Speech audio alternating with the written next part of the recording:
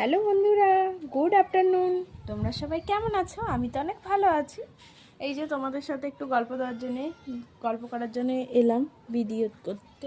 এ দেখো ছাদে এসেছি। শীতকালে দেখবে ছাদে থাকতে খুব ভালো লাগে, শীতে ঠান্ডাতে দেখবে চুল ছাড়ছে। আজকে আবার চুলে শ্যাম্পু দিয়েছিলাম, শ্যাম্পু করে তারপরে স্কুল গেছিলাম। খুব সকালে আজকে চান করেছিলাম, স্কুল ছিল।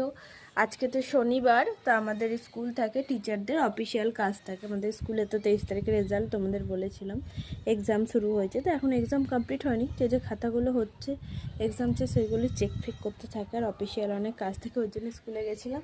এই ছাদে বসে আছি, দেখো ঠান্ডার মধ্যে চুল শুকোচ্ছে, চুলটা ঠিকঠাক শোকায়নি। আর তোমরা লাঞ্চ করে নিয়েছো? লাঞ্চ আজ কী খাবার দাবার করলে কমেন্ট করে জানিও। আমি তো জানিই না, আমি তো রান্নাই করি না, আমার মা রান্না করে।